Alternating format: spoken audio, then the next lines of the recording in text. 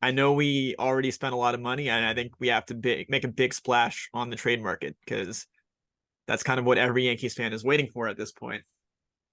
We are going to be taking in what about $32 million of arbitration money this year by trading for Juan Soto because I do not see the Padres being able to keep him. In that trade, I think this is going to be a little fun because we can really talk through this, but the Padres desperately need starting pitchers because they're very depleted at this point. We have starting pitchers in the system and also MLB ready guys such as Clark Schmidt and Mike King. I would prefer to hold on to Mike King as long as we can because I do see him being a starter for us. He could be a formidable number 3 or 4 with his stuff.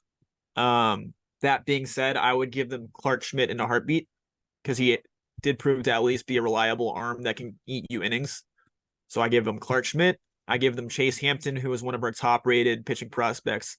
By the way, the pitching prospects out of the Yankees are the top rated in, I think, a top 3 pitching farm in the nation Yep. in terms of what you have in the farm system, which is really impressive because that's something that I think we were always knocked for is our pitching depth from the minor league level. So give away Chase Hampton, you give away maybe a Luis Heel in there as well, and then also an Everson Pereira. We have a couple other positional prospects. I mean, what are you thinking about that package so far? So I like the trade, and it was actually where I was going next, and I was kind of scared to take it before Clay because I think there's a lot of different options the Padres are going to be looking for. Now, the Padres' leverage is something that I find to be very interesting. In my head, from the Yankees, the Padres have a lot of leverage because Juan Soto is a Hall of Fame talent. Um, on a different token, Juan Soto is going to be looking for a place where he can commit long term. The Padres need to get rid of him, and they cannot afford him. He's getting paid $33 million in ARB this year. Free agency is going to be well above that number. You're looking at Juan Soto getting somewhere from 40 to 50 million a year as a 26-year-old free agent. Juan Soto is on a Hall of Fame path already. You know, if he never played a game of baseball, there would be people that might give him votes for the Hall of Fame, given at how elite of a level he's been as a teenager and early 20s run producer and hitter overall.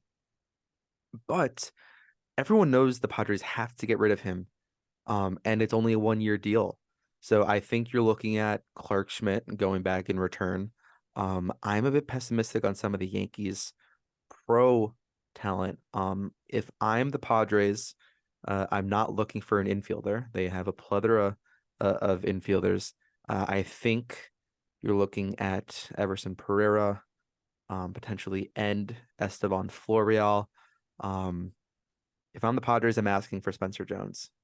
And uh, if the Yankees push that, I don't know that they can or they would, nor what that leverage looks like. It's just a 1-year trade, so I do think that would be a bit out of the realm of possibility. I mean, Spencer Jones is a top 3 Yankees prospect. He is by most accounts in the top 150 or so prospects in Major League Baseball. They might be looking for pitcher back. Is that Will Warren? Is that Drew Thorpe? Um, I'm comfortable. Let's do this consensus. I think Clark Schmidt is the number 1 in the trade. To me, you're Easy. looking at 2 more players. I'm going top end pitcher in the farm, so either a Drew Thorpe or a Chase Hampton. I would try to go Chase Hampton first because Drew Thorpe was the pitcher of the year in the minors last year. Um, and then Everson Pereira. Yeah, I think that's fair. And the Nationals got a lot more back for Soto when they traded him to the Padres. But Soto had 2.5 years left on his deal. Now we're looking at 1 year left on his deal. You're not gonna get a CJ Abrams if you're from the Padres point of view. So I think that that's a pretty decent haul. So that's what we'll walk into. So we'll go Soto straight up. We'll take on the 33 million. That's the biggest thing for the Padres. We give away Clark Schmidt. We give away um who is it? Pereira and Yeah. Hampton. Yes. Okay. Interesting. Interesting. Powerhouse. Yep. All right, and where does that get us with money? All right, so that gets us, we're paying $187 million. We have 100 million left for 15 players or 16 players. Mm. I think that fits though. Now, do you think the Yankees try to sign him long term?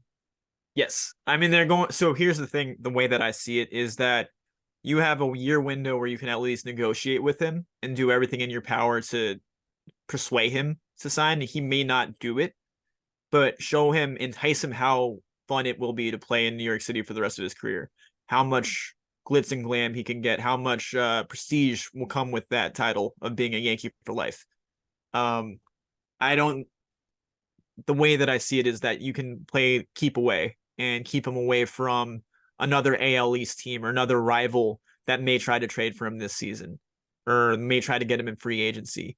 Like I would feel sick to my stomach if I saw him in an Astros uniform or in a Red Sox uniform, even if that is only for a year. So if I'm the Yankees, I'm strictly being as selfish as I can with this one and trying to lock him down as much as I can and just keep him away from your rivals.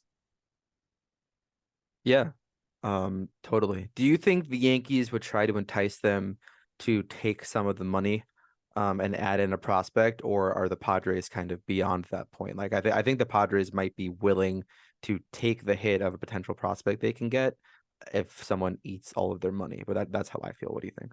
I could definitely see that. And I can also see someone like a Jake Cronenworth being added on to that Mm. contract as well, just so that way you eat some of it in that trade and like it just justifies moving that much money. Um yeah, I think that that's an easy way to make that work for both sides.